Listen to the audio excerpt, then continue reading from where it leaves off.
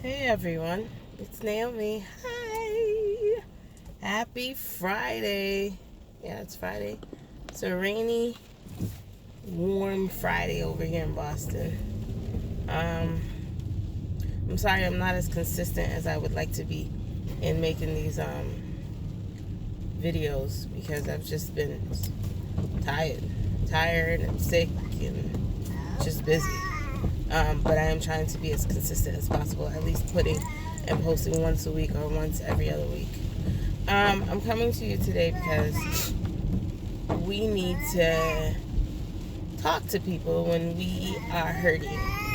Because if we don't talk to people when we're hurting, who knows where our brain and our mental may take us, And I say that because I've just been witnessing and hearing about too many people taking their lives, too many people under depression, too many people just, they don't know the end to their beginning. They don't know the means to their ends. They don't know how to cope, right? And it starts with us because we like to lie when people ask us how we're doing. When we see someone and they haven't seen you for a while, or they've seen you and, hey, Naomi, it's nice to see you. How are you? I'm great. I'm good, thank you. How are you? Let's stop right there. Are you really great? Are you really good? How are you doing? I am a sole believer of, if I ask you how you're doing, tell me how you're doing. Regurgitate and vomit how you're doing. Don't lie to me and tell me that you're doing good and your voice sounds like you are 10 steps from crying. And if somebody looks at you one more way wrong, that you're going to cry. That's not doing good. Obviously something is wrong. How are you doing? I'm all about it. If you're great and you're really great, then that's awesome. But I know way too many people, and I do it sometimes where I don't feel like talking and somebody asks me how you doing and I tell them I'm great. And in reality, I'm not, right? So if you ask me today, Naomi, how I'm doing, I'm going to tell you I am sick, I am congested, and I got to keep moving. I don't have time to breathe and try to heal myself completely because I got 3 other people who need me to be doing better than okay, right? But when you tell people the truth, they get upset. I remember going to the laundromat and this lady just looked at me as if like, oh my gosh, I'm so sorry for you. And I said, I said, this is not what I do normally. I don't bring my kids, all of them, to the laundromat normally. This is a lot. I said it thinking that she would, as a woman, would sympathize with me because she looked like she had a whole lot of laundry to do too. This lady was so highly offended that I, as a mother, decided to say that I wasn't doing great with doing laundry with 3 kids. She had the nerve to tell somebody else.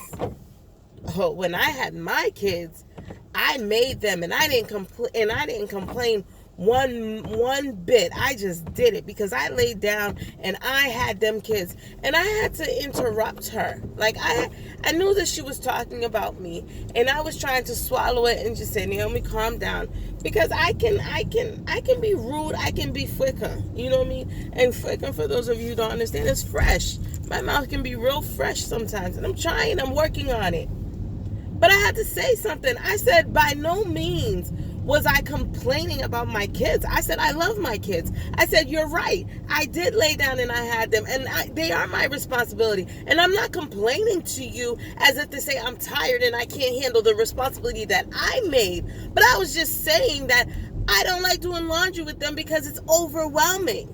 She was taken aback. Oh, I wasn't talking about you. And it's whatever. Whatever. I'm done.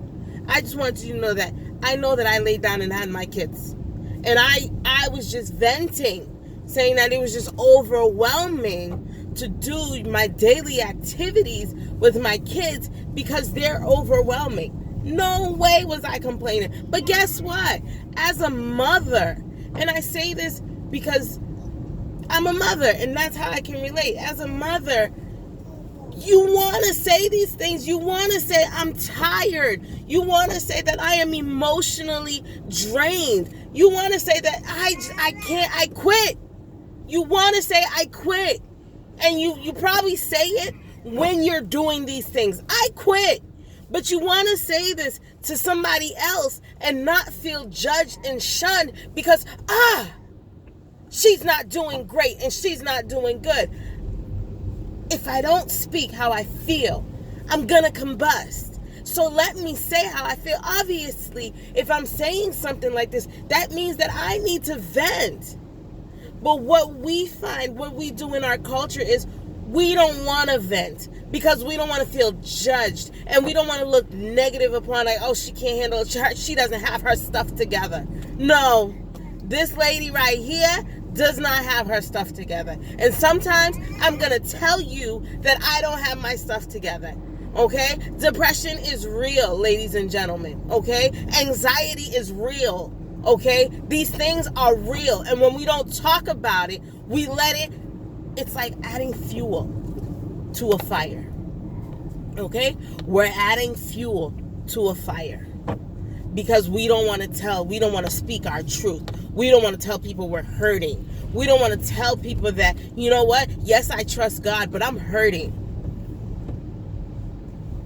And so then what happens is when you add the fuel to the fire, instead of when the fireman comes and tries to blow off try to take out the fire with his hose, it doesn't do anything. It combusts. It blows up.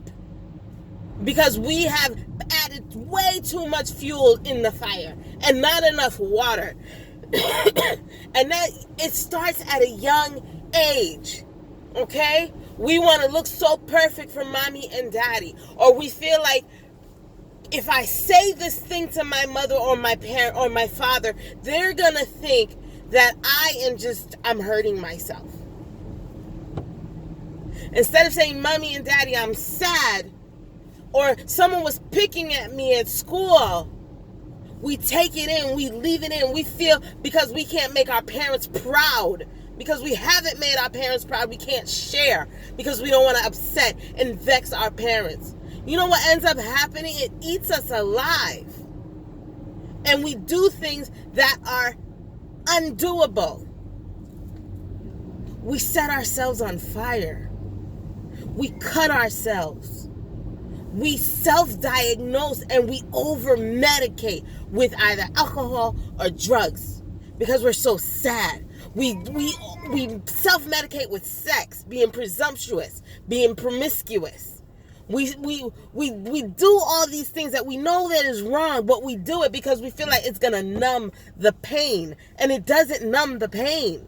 You got to talk about it. You're feeling sad and you're feeling lonely. You're feeling like you can't do this in this world. You got to talk about it. Okay? There's people say, well, pray. And I am a believer of prayer. I am. Yes, pray. Because God does things. He answers prayers. But I'm also a believer that He has set people on earth with different sets of brains. Everybody's brain has a capacity to hold and to take and to do. Everyone has a task in life. Everyone has a talent in life.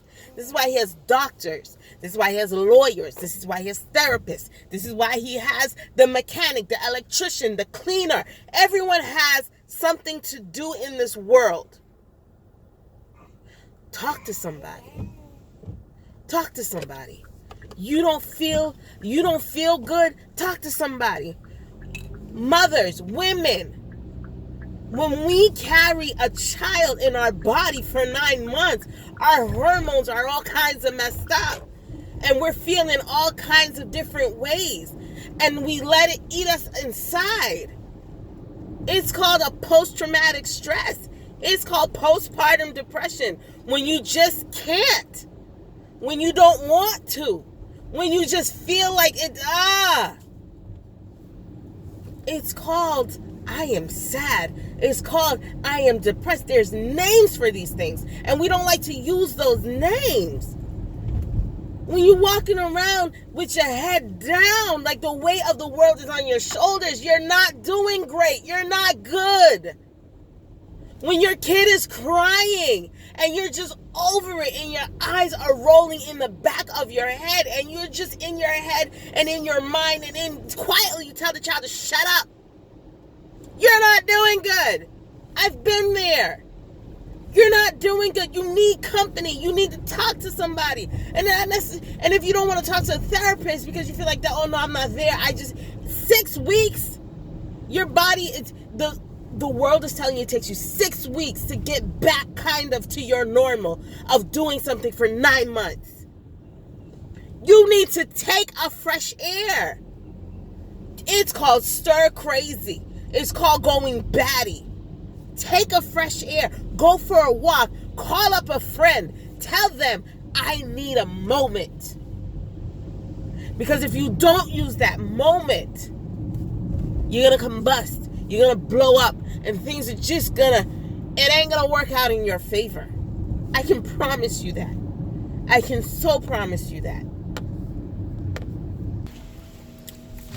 We got teenagers out here who are sad because someone is picking on them, or because they feel that they're inadequate in their parents' eyes and they don't talk about it and they let it eat them up inside, and then they do some things that you're taken aback and you're like, oh, I didn't see this coming. We need to talk to our kids, and sometimes we don't need to sugarcoat it, but we need to use age-appropriate language. My passion is working with middle schoolers and working with the adolescents, that age, the middle school to high school. I love it because I'm not one to sugarcoat things, but I do give you age-appropriate advice. And I tell you that you want to talk to me and you feel like you can't talk to another adult, by all means, have a conversation with me. I would rather you regurgitate to me what you're going through than for it to eat you up inside and you find yourself cutting yourself and doing the unthinkable, the unimaginable. No parent wants to bury their child. You want your child to bury you. And sometimes, and what we're finding out along this road is that we're burying a lot of our children because our children are sad. We don't know why they're sad. And then some idiot jerk raised their child wrong. And so then that idiot jerk child becomes idiot jerk junior. And you take it out on my kid. And my kid is the sensitive, emotional type who can't take negativity.